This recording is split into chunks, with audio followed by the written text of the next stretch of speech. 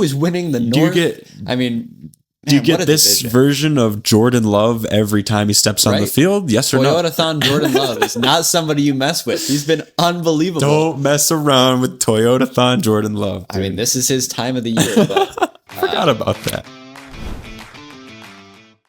Hello, everyone. Welcome back to another episode of the podcast, Field Goals and Forecast, presented by Afterthought Sports, now on WSBU 88.3 FM, The Buzz. I'm Ryan Addio, alongside my great co-host, James Derrick, as always. And Week 13 of the NFL has just passed us. We've got a great show in store for you guys. We're going to talk about the Buffalo Bills, as always. Then our Field Goals of the week, the good, the no good, the not even close. And then our fantasy starts and sits, and our forecast for next week, as long as our locks of the week.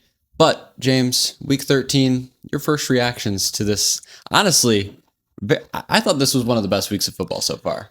It was one of the better weeks of football because, those two earlier Thanksgiving games delivered. And I think that's the biggest piece that I'm taking right now. Probably one of the best slates of Thanksgiving games we've had in a good couple of years, I would say. You know, the Bills beating the Cowboys, that's pretty cool. Yep. There were a couple good ones last year, but I think I could not have predicted any of the three winners.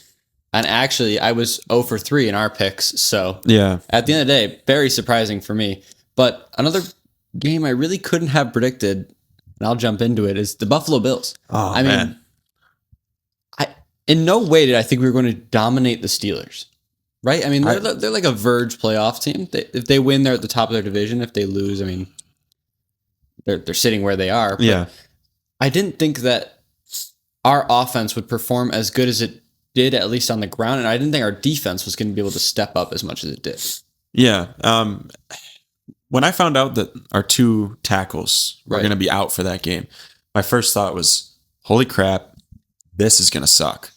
But the closer I got to game time on Sunday, I'm just thinking we might just abandon passing the ball and forget about dropping back. Let's just run the ball. We know we can do it, and that's pretty much what we did. I'm satisfied with the result. The first half I expected more of the first half than the second half. Yeah, right. But, we cleaned it up. It was a dominant second half. We won that game 26-7. I shouldn't say we, but the Buffalo Bills won 26-7. Yes. And the Bills are 5-1 against Pittsburgh since 2019. Still a negative all-time record, but I didn't write it down, of course. We're working on it. We're getting there. But Josh Allen is 27-9 in games, coming directly after a loss as a starter. So I don't know. There's something about that bounce back for him that he really likes. But honestly, wasn't really his game to win. I don't think he played the best in this game. No. 15 of 23, 123 yards, touchdown, interception, 8 carries, 38 yards, a touchdown on the run game. But I thought he struggled through the air. He missed a lot of passes, either low or high. And it looked like he was a little bit uncomfortable in the pocket. Maybe because, those two tackles were out. But it wasn't his best game by any means. Those stats, you look at those, there's not much there. But you go back and watch, and I think he really struggled reading the defense and making the throws that he had to, at least. Yeah, I think more so making the throws that he had to, because the defense, they did play a very, very good first half, and honestly, not a bad second half. We were just way more physical, moved them, ran the ball, but separation. We harp on it every week. I don't think we got it, and I think it makes it really hard for Josh Allen, especially against an elite defense like that. It's only a matter of time until Kincaid comes back, but his impact will shape this offense, if nothing else. But James Cook was your leading receiver. 3 receptions, 33 yards, and then he had 32 carries on the ground for 144 yards. Workhorse. You can't even make the Josh Allen MVP conversation because the Bills don't win unless James Cook does well. But of course, I digress. Josh Allen breaks an NFL record, 76 career regular season rushing touchdowns. He surpassed Cam Newton, who had 75 for the most regular season rushing touchdowns by a quarterback in NFL history. Congratulations to him, first of all. But again, it was the run game that really killed the Steelers here. Yep. We stuck to our strength, which is not airing the ball out at all. So, even Josh Allen had 8 carries. Ray Davis, when he touched the ball, was great. True. And James Cook. I won't harp on it too much longer. He's just been so good. Love me some Ty Johnson as well. He's been really reliable. And now Josh Allen, not Ty Johnson, has 214 career touchdown passes. He surpassed Brett Favre, who had 213 for the 5th most passing touchdown by a player in his first 8 seasons in NFL history. A lot of words there, but I think you got it. Yeah. And then on the other side, the Steelers, really the Bills defense limited them, and they limited Jalen Warren more than I thought they would. He only 100% agree. 35 yards on the ground, 10 carries. He did have a touchdown, but really a quiet day for him. And he's up there. He's maybe like a top 20, top 25 running back. He's pretty solid. Mm-hmm. He could give you some challenges, but the defense wasn't having it in this one. The Buffalo defense did stay strong, and I will say it was fun to watch Mason Rudolph go out there for one drive and just throw a pick and then go sit back down. Yeah.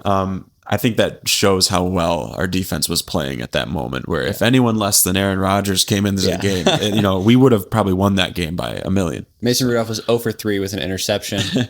Of course, Mason Rudolph drafted in 2018, I believe. Oh, man, that's a good poll. So the same draft class as Josh Allen, one of the guys that Bean did interview in those QB interviews. I mean, I have to assume so at least, but that was a bit of a... Man, no sweat there. We picked the right guy, I think. Yeah. But of course, Aaron Rodgers was the main QB here. But he did end up getting hurt. Joey Bosa had a strip sack on him about, what was that, the third quarter, I think? Somewhere around there, maybe end of the third quarter. But he already had a broken left wrist, and so he kind of aggravated that again. Landed on it. Yeah. Pretty rough looking, yeah. He had the whole cast up his arm, so it was kind of a matter of time before the old man got hurt again. But he was 10 for 21, 117 yards, not really an impact. Christian Benford had an interception on Mason Rudolph, and he also had that fumble return touchdown strip sack from Joey Bosa, as we just talked about. And then Darnell Washington, the big tight end, was their leading receiver. 2 receptions, 45 yards. DK was held to 3 receptions, 32 yards. Are we witnessing a good Bills defense for once and a bad Bills offense? I mean, this is a turnaround. Yeah, it's a turnaround. Sure. Yeah. No, I mean, we did not reach the 28-point mark that we usually reach in order to win games. 26 is not far off, but we could have only scored 8 points and won this game. We've yet to. Actually, I'm trying to think back. Maybe we've had another game that we've played well defensively, but I don't remember one as clearly as I remember this right here. 7 points against the Steelers. And I mean, I can't say the Steelers are excellent offensively, that they're particularly good, but you do expect them to be able to run the ball, and they couldn't. And that's the biggest thing here is, I mean, Jalen Warren only had 10 carries for 35 yards. I don't know if I'd say the offense was good or great necessarily, but we put up points, and the defense actually delivered. The defense delivered for once when they had to step up, and they did. And against a very knowledgeable player, Aaron Rodgers is always tough to go up against, no matter his age and where he's at right now. Obviously, Green Bay would have been a bit different, but not the point. This is probably the best I've seen our defense since Carolina, when we just absolutely wiped the floor with them. Yeah, I mean, we're talking about current Carolina as well. A bit of an impressive one. I actually saw someone, I don't remember who it was.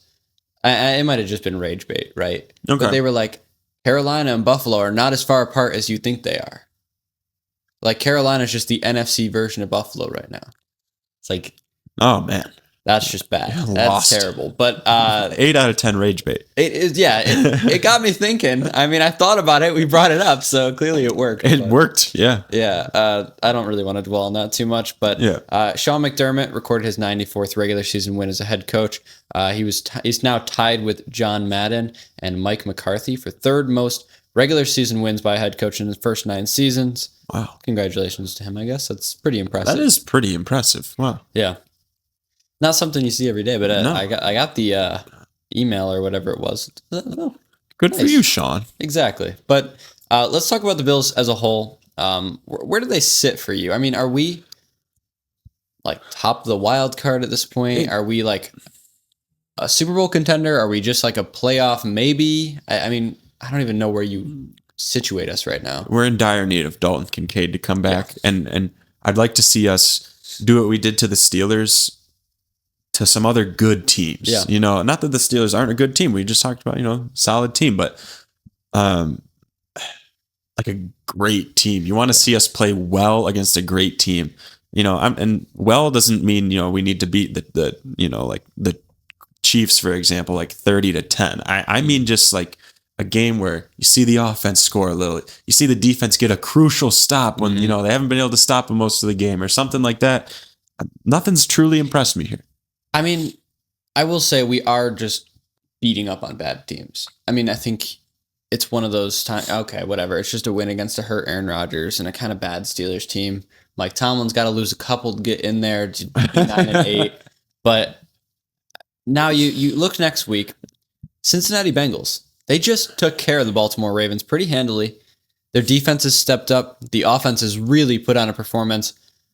I mean, is this the marquee game? If we win this one, maybe, okay, Buffalo's back on the map. They just had a bit of a rough stop. I mean, every year it seems to happen where Buffalo has those games between like week 4 and week 9 where we just struggle a bit and then we bring it back together. I would need to see a nice game against the Bengals. You do make a really good point. It's a 4-8 Bengals team, but this is the Bengals team. I mean, with Joe Burrow back, and fortunately for Buffalo, they don't have a chance at playoffs. And this is our chance to bury them, I think. And honestly, I think, not saying that they don't have a chance at playoffs because they're only 2 games back in their own division because A, the Ravens suck, and B, the Steelers suck. Yeah. But this is a team where they're willing to take more chances because they have less to lose. Yes. They're not in a spot where if they lose a couple, they're completely out. If they're going to take risks. Yes. They're going to go for those 2-point conversions when it doesn't make sense to. They're going to go for it on 4th down and this is when the defense has to step up more. And I think, they're going to blitz Josh. They're going to take the chances that they have to, and we have to be ready for that. But this is the Bengals team. And a team that we've struggled against. Exactly. I was just going to bring that up. This is a team that has had your number the past couple of years. Like, you go against 100%. Them, and they've got you every time. I mean, a couple of years ago in the playoffs, a couple of years ago regular season, even, this is just the other Bengals example that came into my head. Even the DeMar Hamlin game. Yeah. They were on our way to losing. They're probably going to beat us. Let's be completely honest. I think it's going to be a tough matchup regardless, but this would be one of those where I would say, okay, they've got some life to them. I think you make a good point. I've never seen Joe Burrow so comfortable against a team like he is against the Bills. He knows exactly what he's going to get. So. Although they also have the Chiefs number, but they can't get to the playoffs, so it doesn't matter. Yeah, no, but I like that point. Next week is a big litmus test for Buffalo. But that will do it for the Buffalo Bills. Let's get into our field goals of the week. And no, we're not talking about kicks. We're talking about the good, the no good, and the not even close. In other words, what went well this week and what just didn't. And the first thing that went well, we just talked about the Panthers, but the Panthers really got a defining win. Seriously. In week 13. Unbelievable stuff. Could never have told you this was going to happen. They beat the LA Rams, what I thought was the best team in the NFL, which I still think is the best team in the NFL. 31-28, and they improved to 7-6. This is their best record through week 13 since 2017 when they were 8-4. And Bryce Young, 15 of 20, 206 yards, 3 touchdowns. This is his 11th career game-winning drive, which is the most in the NFL since 2023. I think he actually surpassed Josh on that or something along those lines. Yeah, Young at 24 years old and 128 days surpassed Josh Allen, who is 24 years old and 164 days, as the youngest quarterback in NFL history with 11 game-winning drives. So he beat him by a couple of days. I think he's put in that position a little more often than Josh is. For sure. But, that's something. Yeah. That is something. Youngest quarterback in NFL history with 11 game-winning drives. He had that 43-yard touchdown to Ted McMillan, which really saved his fantasy life and also saved them. 1 reception, 43 yards and a touchdown. That was it for Ted, which is unbelievable. And they scored that with 6:34 left. And then on defense, they come in and strip sack Matthew Stafford, really seal the game there. And now they're second in the NFC South with a 7-6 record because the Bucs are 7-5. They haven't had I don't even know how the Bucs are like a game ahead of them or whatever. Oh, the Panthers are on bye right now. Yes, that's what it is. Yes, they still have yet to have their bye. I was like, the Bucs can't be on bye week. I have Baker Mayfield and he's starting for me. That can't be right. That's what it is. But they have one more loss technically. So if the Bucs win next week against the Saints, which whatever, but they now have their bye week. Then they play the Saints, the Bucks, the Seahawks, and then the Bucks again, which isn't the greatest schedule there, but do you think they're a legit playoff team right now? Carolina Panthers, man? Carolina Panthers. Well, they proved to me in this game something that I wasn't aware of, and that is their ability to game plan against teams. Yeah. No one's been able to really move the ball against the Rams at all. And they came into this game, they go, you know what? Chuba, you're getting 15 plus carries. Yeah. Rico, you too. All right. We're just going to play to our strength, which is they've got a two-headed monster at running back with Chuba and Rico Dowdle. Yeah. I mean, Rico's exploded onto the scene, but we can't ignore how good Chuba Hubbard has been for a couple years now even.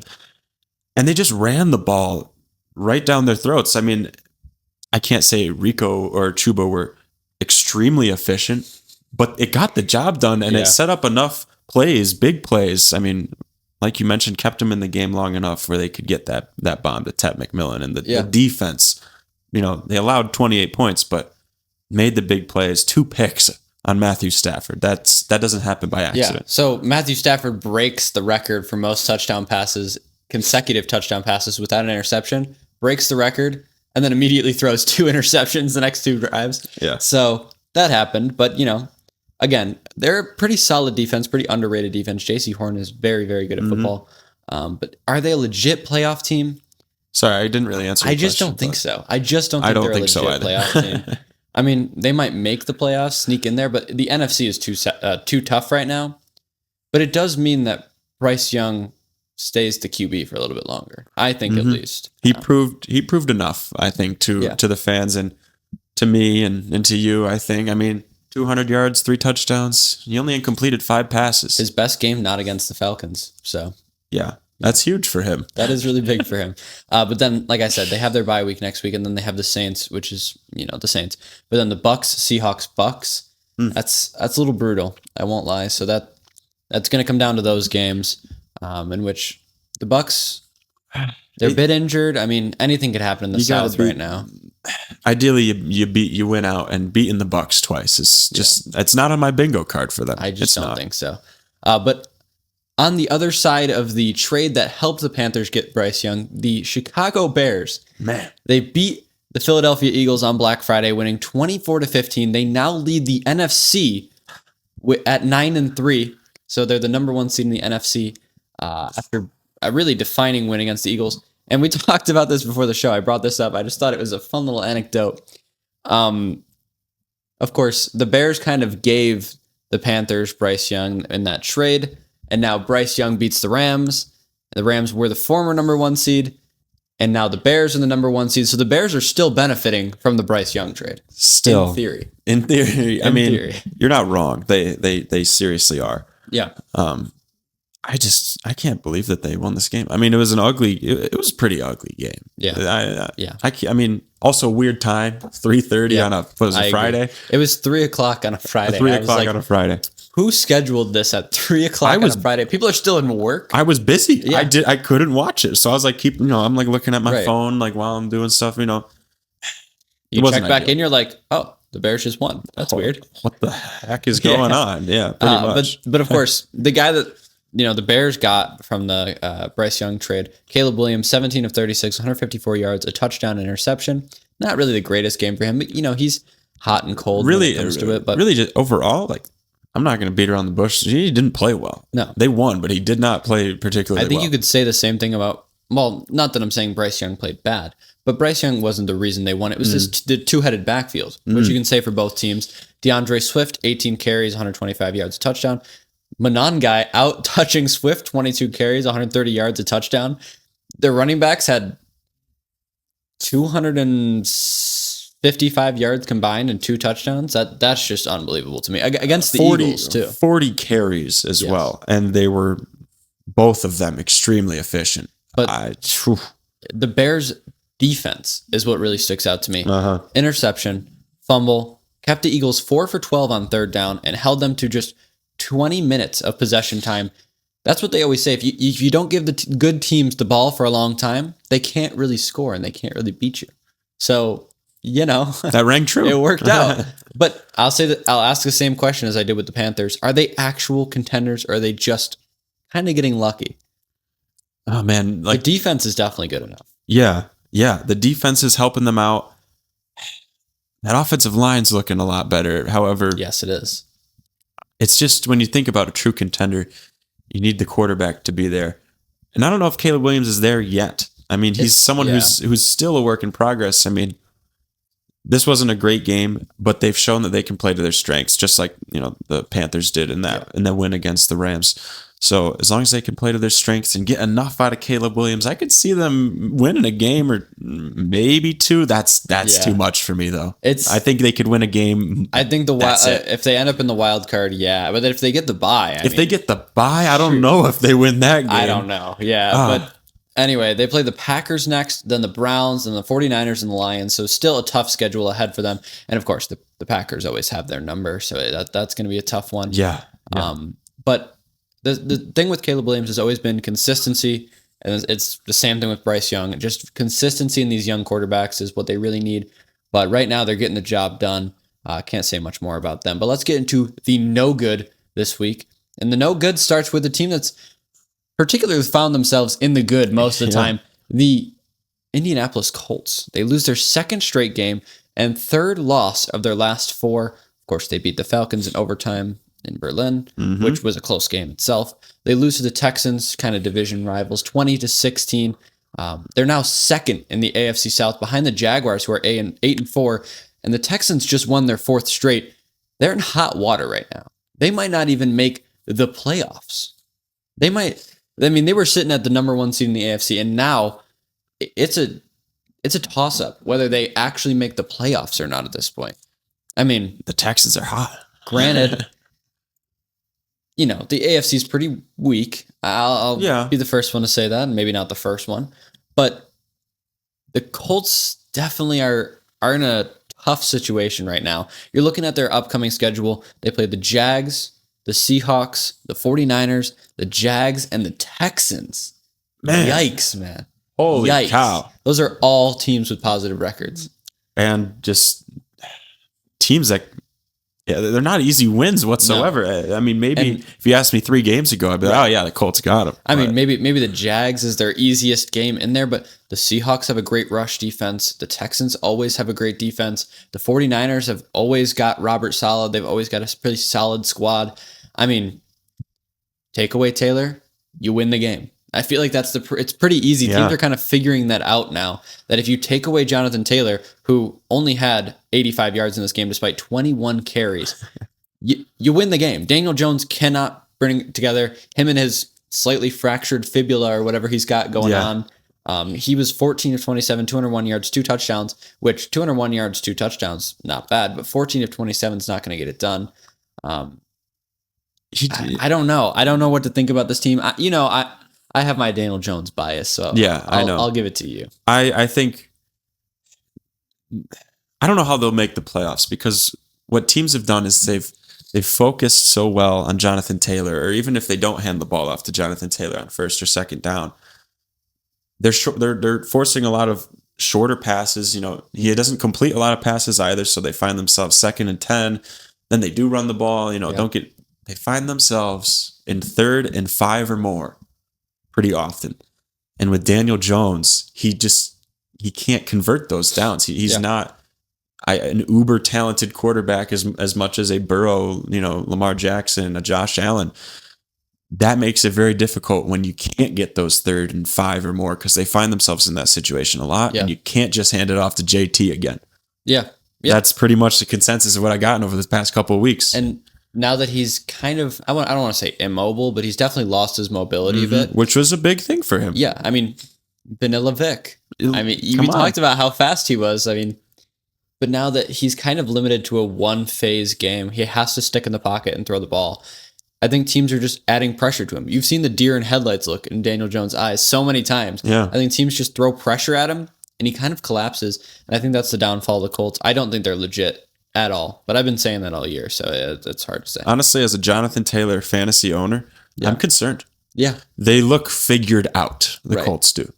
So that's not very good. Defense can't save him, and Shane Steichen is doing as much as he can, but let's move on to our final bit of no good here. How about the Thanksgiving games? We talked about it. Yes. I don't know if you'd put it in the no good, maybe good if your team won, but Yeah. man, just a lot of upsets. The Bengals, they take care of the Ravens. We mentioned this, 32-14. Really messy game for Baltimore.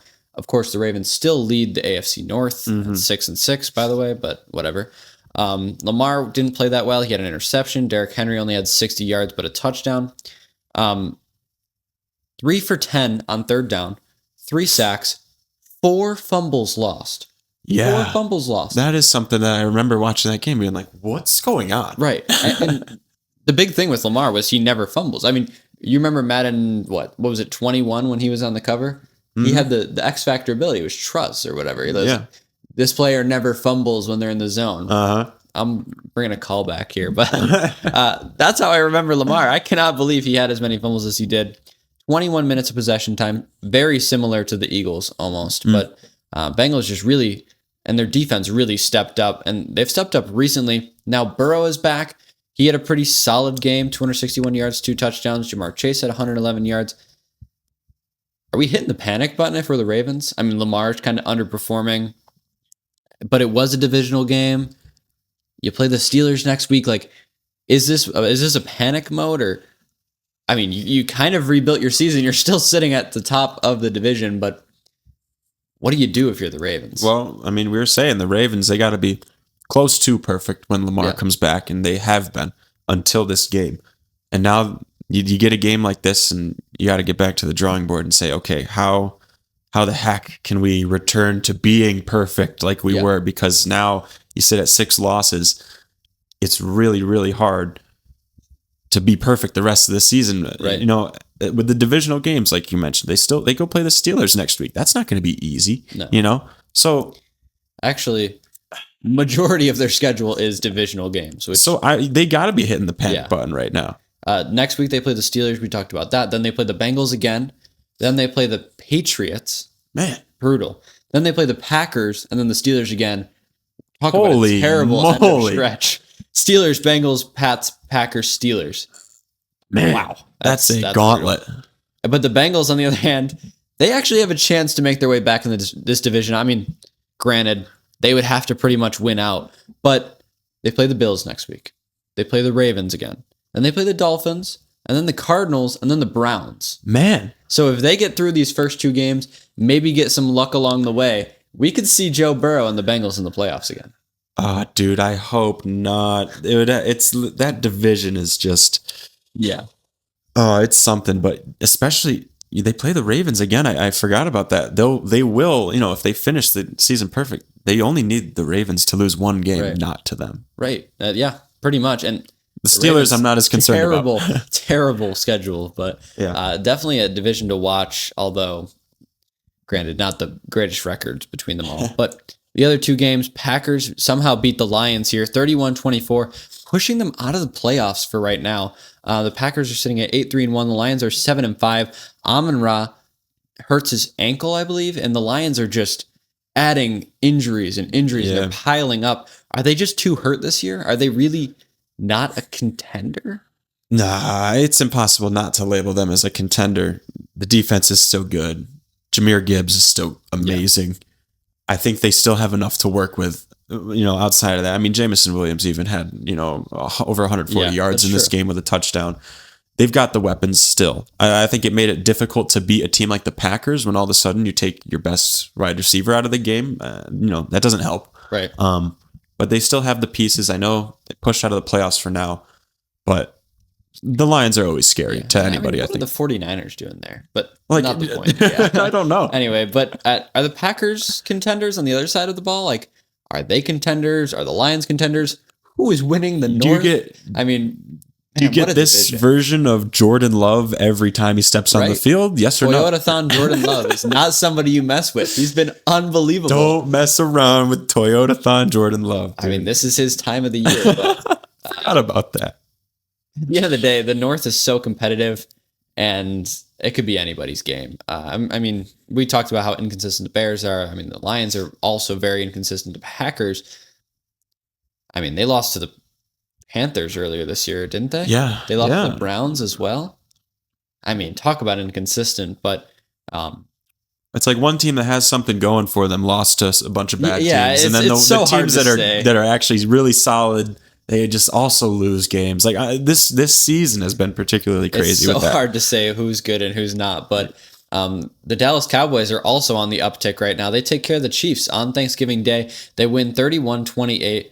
They beat both the Super Bowl teams in back-to-back weeks. First the Eagles, and then the Chiefs, and then they go and play the Lions next week. The Chiefs are sitting at 6-6. The Cowboys are sitting at 6-5-1. Of course, they tied with the Packers earlier this year, and the Chiefs. The Giants. Sorry, wasn't it the Giants? No, the Cowboys tied with the Packers.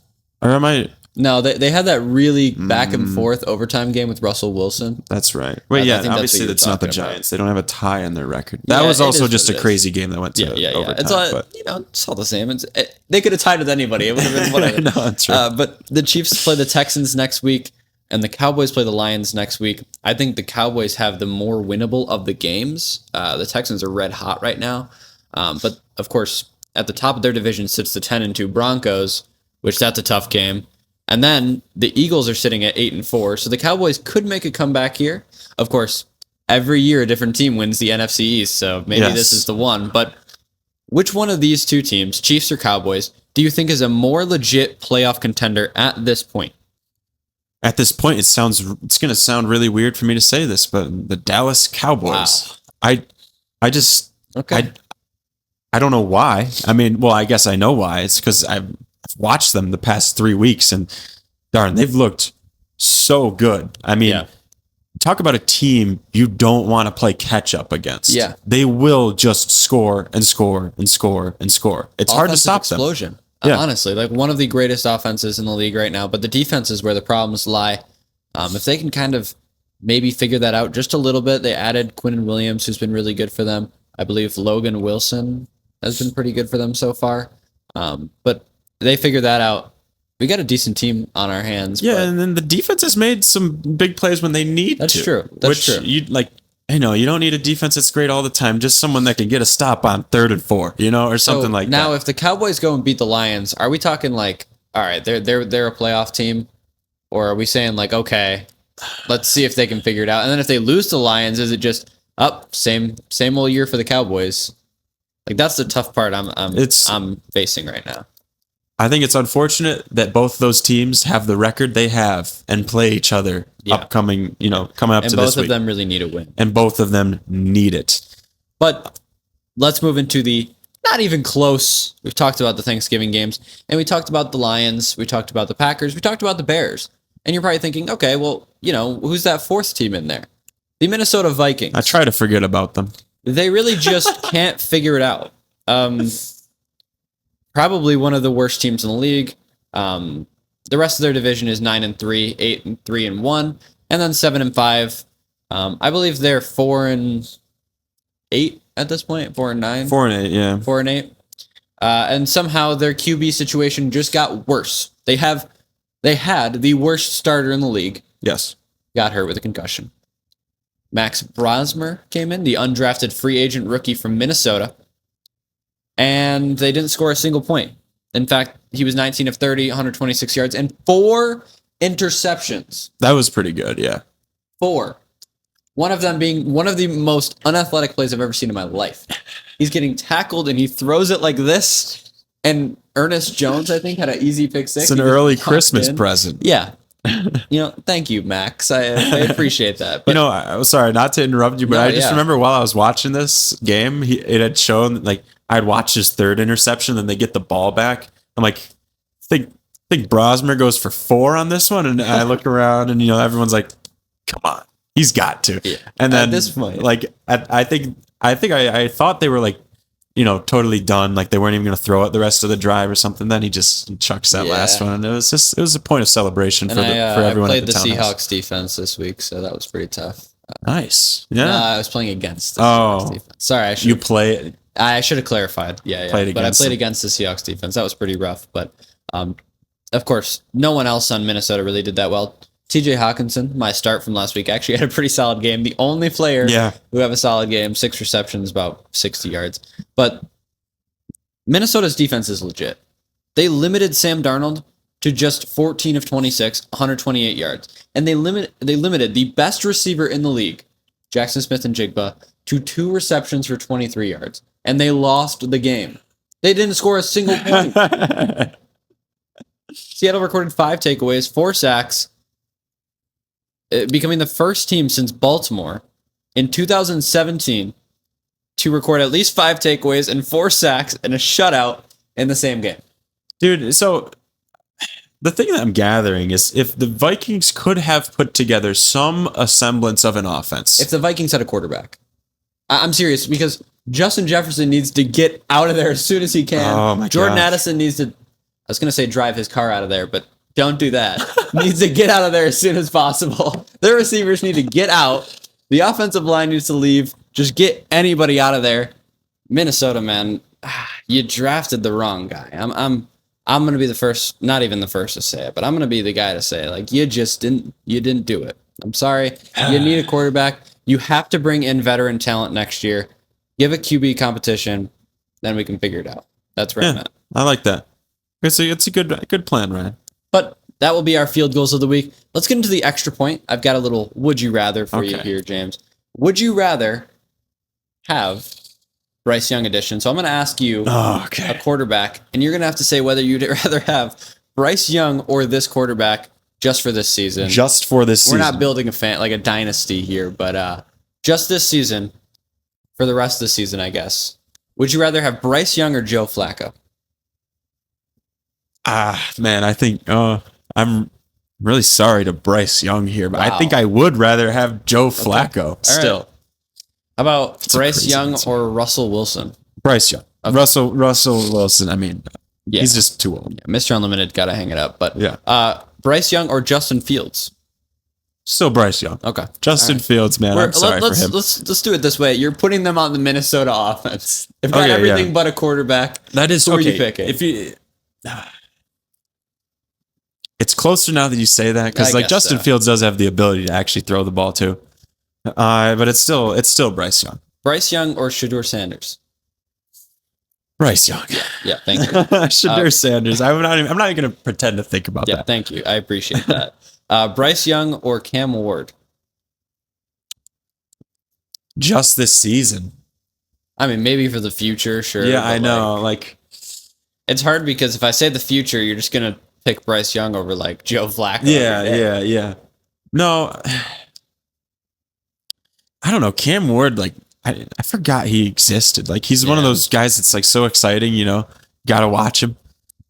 Forgotten about him, unfortunately for Cam Ward. I think he hopes to forget about this season too. Yeah. I think we're going to go with Cam Ward, though. If you threw him on the Vikings, right, Sure. have everything but a quarterback, I think he does better than Bryce Young. Okay. All right. What about him or Michael Penix? Bryce Young or Michael Penix? This one's really tough, actually. Yeah. I think They're pretty. I mean, I don't know where Michael Penix is at right now, but I would say that they're pretty similar. obviously, assuming Michael Penix is A-okay, perfect condition. Seriously. Excuse me. I think I'm still going Bryce Young. He's played very well this year in certain games. Yeah. All right. Fair enough. Bryce Young or Kyler Murray? The battle of the short kings here. For every inch shorter than Bryce Young, Kyler Murray is, he has like a +5 speed boost. Right, sure. It's like they're both equally bad at throwing the ball down the field sometimes. I think I'm gonna have to lean towards Kyler Murray here. Okay. They low-key benched him for Jacoby Brissett at this They point. did, and I have Jacoby next. So. Oh man, would I really rather have Bryce Young? That's the question. Man, this is like I'm And his spot right now is very up in the air. Yeah. Is he good? Is he not good? Bryce Young's also playing like the best he has, but I'm still, you know what? Bryce Young over Kyler Murray right now. That's fair enough, I guess. Let's do it. Both first overall picks. And then Jacoby Brissett. Are you taking Jacoby Brissett? Jacoby Brissett has low-key proven to me that if he played on the Vikings with Jettas and Addison, Yeah. everything but a quarterback essentially, That's who they should bring in next he would dominate, and not quite to the level that Bryce Young has. I think that it's weird to say. I'll take Jacoby Brissett. Fair enough. What about Tua? Yeah.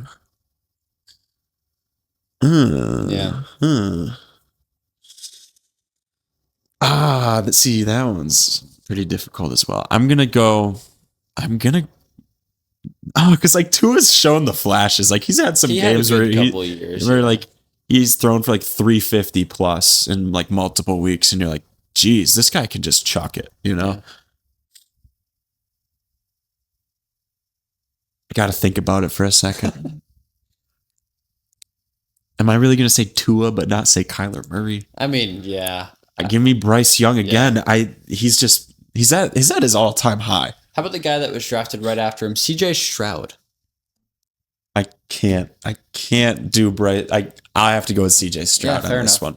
And then how about another former first overall pick, Trevor Lawrence? This one also closer than it should be. I'm still going to go Trevor Lawrence, although they're both pretty mid. I won't lie. Bryce Young. If you put the stats side by side, which maybe we should do in a future episode. Sure. I'm sure he's played better than Trevor Lawrence this year, almost, if not the same. Yeah. But I'll go Trevor Lawrence. And then Daniel Jones. Oh, Danny Dimes. With how he's playing right now, Daniel Jones is going like this. He's going Bryce like Young this. Is going like this. Bryce Young's going up. They're totally opposites right now. If Bryce Young was like 2 inches taller, this would be so easy. I'd be like, fair. Bryce Young. But he's not. And sometimes they show the replays from like the middle linebacker camera, you know, and you can't see Bryce Young behind the offensive line. Sorry, really catching a lot of strays. A little bit, yeah. Daniel Jones. I'm going to go Daniel Jones because... And then I got one more. These are tough. Last one, Brock Purdy. Ooh, imagine Bryce Young in that offense and, you know, like in San Fran, you know. Right. What would Brock Purdy do in Carolina? Not much. When you put it that way, it's a debate. Or you put them both in San Fran, who does better, I guess. Yeah. I mean, who can throw it to CMC better? Who can throw it to Christian McCaffrey better? You know, am I going to say that Brock Purdy's better than Daniel Jones too? This list is kind of a list of contradictions for me, but you came up with very good quarterbacks to compare Bryce Young to, almost too good. I'm going to go again with Bryce Young in this spot here. Because, I mean, they just beat the Rams. Fair. It's hard not to. Yeah. Come on. All right. That's it. That's all I got. All right. No, that was very thought-provoking. It's close. So Daniel Jones and Jacoby Brissett and Joe Flacco were your 3 that you would rather have over Bryce Young. And maybe there was one other one that I missed. Oh, CJ Stroud. But that will do it for the extra point. Let's get into our fantasy starts and sits for probably the final week of regular season fantasy for most of you. Playoffs usually start week 15. At least they are in most leagues. Yeah. Around there. But let's get into our starts. Start with the QB as usual. I'm going to start with Jared Goff at the Dallas Cowboys. They give up the most points to the quarterback, and honestly, the Lions really do need this win. Yeah, I like that. Yeah. I also like Green Bay against Chicago every time. Can I get that 4 touchdown pass version of Jordan Love? It is. Is it Toyotathon? I don't know anymore. I don't know. I have no idea. It might only be during the month of November. You might be out of luck. I could be screwed here, but I'm going to go Jordan Love versus Chicago. Yeah. Wide receiver, I'm going to go with the similar fashion here. Detroit wide receiver Jameson Williams at Dallas as well. They also give the most points to wide receiver. And of course, Amon-Ra got hurt, so he is wide receiver 1 right now. Pretty. No, yeah, that's pretty straightforward. This one is risky. I'm not gonna lie. I'm gonna want to take this one back, but you know, I saw Terry McLaurin play against a Denver Broncos defense that is stout, that is excellent. And I know you contradict me here, but I do contradict you here. In a tough matchup, he had 7 receptions on 14 targets, and a touchdown. I think I've got the confidence that he can do it against the best defense in the league, Minnesota, because I think this game could be closer than anticipated. We'll see. I mean, one of us will be right and one of us will be wrong. So yeah. But then running back, I'm going to go with Kenneth Walker at Atlanta. Just ninth worst rush defense, terrible rush defense, if you ask me. They have a good pass defense as well, though. So I think they have to go to him when the pass game struggles, and they have turned to him a lot when the pass game has kind of struggled. Yeah, still gets 15 plus every week. More than Charbonnet at this point. Yeah. So, I think that's a good one, but I think RJ Harvey could have something to say against Las Vegas. Like that defense isn't, it's really been here and there, especially against the run, 22nd in allowing fantasy points. He could take more of the workload. He's already got the receiving workload. I think if there's any big plays from a running back in that game, it's RJ Harvey. Yeah. Tight end. Sorry, Kyle Pitts at Seattle. Tied for third worst against tight end. Pitts has just been more involved since London's been out. Kirk Cousins just loves the tight end. He loves Kyle Pitts. He actually does. Yeah. He had 15 points last week. So yeah, no, he's solid there. I'm gonna go Brenton Strange against the Colts. Okay. He's had good back-to-back weeks since coming back from injury. Yeah, no, well, he's out for a little extended period there, but when he's come back, he's had the volume. He's played pretty well. Most teams against the Colts end up passing the ball. However, we'll see. Yeah. We'll see in this game. It could be different. And then, of course, the flex spot. And I'm going to put in my flex spot and in my actual flex spot as well, Christian Watson at the Chicago Bears. Okay. Third worst against the wide receiver. And Watson put up 19 last year against Chicago, the only game that he played against Chicago. So maybe he's just a bear killer. At the end of the day, he's in my flex right now. We'll see how he does. My flex, I'm going to go T. Higgins against Buffalo. Yeah. I think he could be poised for a great game if we really try to take away Jamar Chase, we try to take away the ones if we can. T. Higgins is just a 1B. Yeah. 1A on most teams. So he's going to kill us. I promise. He definitely would be. And then for our sits, I forgot to do our records, but it's all right. No, that's okay. It starts 34-31. I was 4-1 last week. And then sits, I was 41-24 overall, 3-2 last week. James, if you want to say yours, you can. If not, I'll just chop in. I mean, 31-34 and starts 2-3 last week. You're gonna say it really fast. Tough. Sits, I do have a positive record. I'm 33-32. So just continue to flip the coin as to if you want to listen to me or not. It is what it is. I mean, you're 50-50. But let's get into the actual sits. QB, Jalen Hurts with the big question mark next to it at the Chargers. They currently have the second best defense against the QB. And the defense has really stepped up recently. Sure, they've played pretty much nobody, but they definitely have stepped up. I think they could limit Hurts a little bit more than people think, but he's very consistent. I'll say under 15. Sorry, excuse me. Maybe even, I'll say under 17. Okay. Give myself some leeway here. All right, that's okay with me.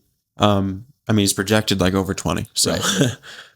But I'm going to stay in that game. And I'm going to say Justin Herbert because he has been dealing with some injury issues. So expect a terrible game. Not expect a game that you just don't want to watch. It is Thursday night, so combined with the fact not that Amarian Hampton is coming back, but if he does, they'll probably want to run the ball a little bit more. Kamani Vidal has been pretty good. We just saw the Bears run all over Philly, so that could be something they're looking towards for a big game here.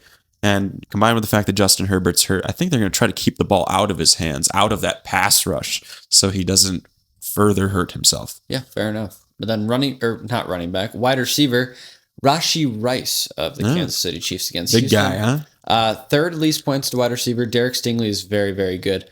Last time I said to sit Rice, I was right. Yeah. So maybe I just have a feeling for these things, but Kansas City does need this game, so it makes me a little bit nervous, but Houston's defense is so good. So good. Seattle Seahawks defense is so good as well, good. Which your Falcons are playing against. Kirk's at quarterback. Drake London's questionable to even play. If he does play, just don't play him. He's still a guy that's projected 16, 17 points, but I think even if he somehow plays this game, Kirk's going to throw him a ball across the middle and he'll come right back out. Yeah, fair enough. Hospital ball. So injuries are plaguing my first two guys in my sit category, Herbert and London. For real.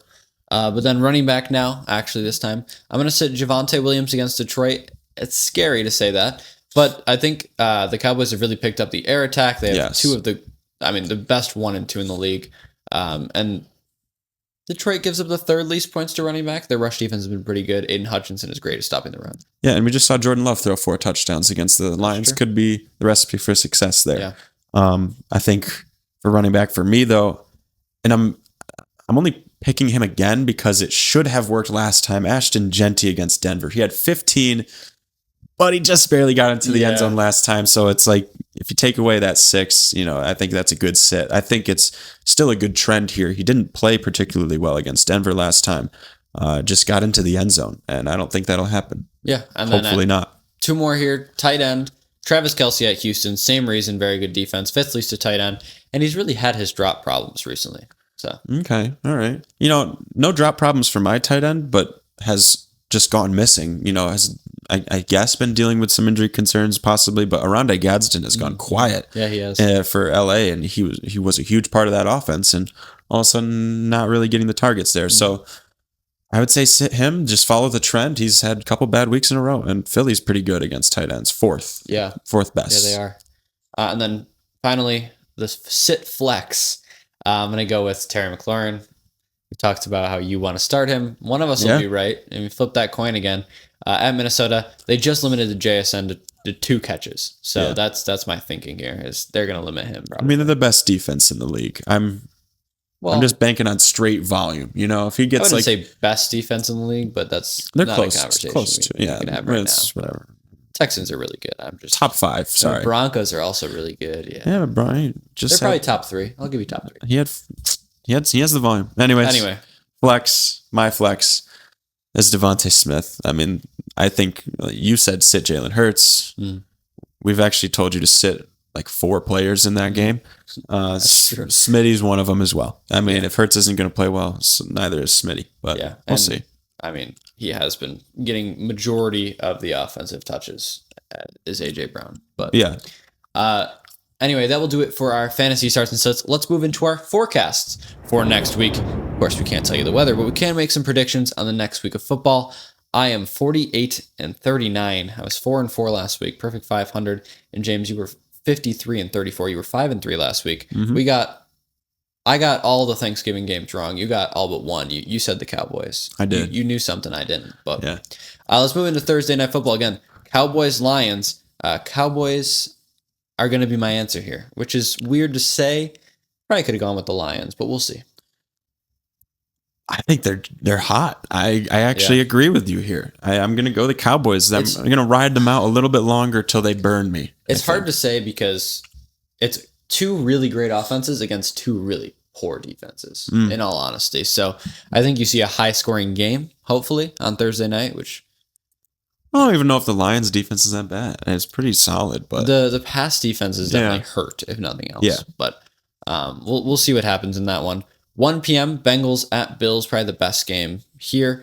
I'm going to go with the Bills, but you're going to... I'm gonna differ from you. I think try to get they've got our number. They've got our numbers, just straight up. I haven't been comfortable watching a Bills-Bengals game in years. So yeah, I can agree with that. I just think their running game is not good enough. It's definitely not good enough to exploit the weaknesses we have, but we got plenty of weakness in the passing game as well. I look for Joey Bosa to be a big factor in this game. But another 1 p.m. game, Steelers at Ravens. I'm going to go with the Ravens, but I have a big question mark next to them as well. I think I go with the Ravens a lot more confidently here. I'm not really feeling the Steelers at all. It's going to be close. It's a divisional game. With Aaron Rodgers being hurt, I think it makes it a lot easier for sure. But, and then 4 p.m., Bears at Packers. I'm going to ride with the Packers here, even though they do have the worst record. They just tend to own the Bears.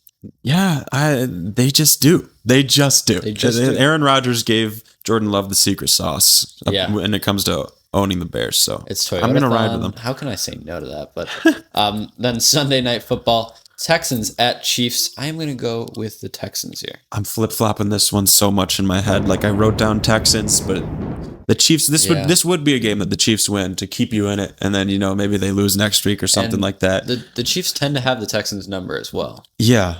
I think I'm going to do a late flip-flop here. All right. I'm going to go with the Chiefs. I'm going to change my answer. Yeah. KC. But then, of course, last game here, Monday Night Football, Eagles at Chargers. We just talked about how this game would probably be a snooze fest, but I'm going to go with the Eagles regardless. Yeah, it kind of reminds me of the Philly Lions game that we had a couple of weeks ago. It could be something like that. Hopefully it's not. Hopefully we're just proven wrong and the Chargers win in a 45-40 shootout, but that's just not going to happen. Yeah. I'm going to take the Eagles. And then, of course, our final segment here, the lock of the week. We are both now 7-1. James, you rode with the Rams last week. Could not have told you that was going to happen, but I can't remember who I picked. Oh, I picked the Broncos over the Commanders, so I was sweating that one out as well. Yeah, that was a sweat. I remember watching that being like, Commanders, please lose. I want both of us to lose our lock of the week here. But we don't look like complete idiots this week. Maybe this upcoming week we will. Yeah. But I'm going to ride with Buccaneers over Saints as my lock of the week. It is a divisional game, but I just think the Saints are in a bad position right now. I'm going to go Seahawks over Falcons. I think you guys won't be able to stop their run game whatsoever. No. Nothing to say. Not that good, honestly. Actually, one thing I will note is, we don't gamble here, but I always look at the spreads of these games to see, what should my lock of the week be. There was no double-digit spreads. That's actually crazy. Nothing, 8.5 or lower. Most of these games are projected to be close games. So I think we got a good week on our hands coming up. A lot of divisional games, and I think they tend to put those at the end of the schedule, maybe just kind of like what's going to happen if they win the division, if not, whatever. But really, really good games this week, hopefully. And honestly, last week was really great as well. So I'm enjoying the NFL as we're kind of getting to the tail end of the season here. Yeah. But stay tuned for next week's episode. I thank you all so much for watching. But like I said, we will see you next week. Go watch some football. Bye-bye. Peace.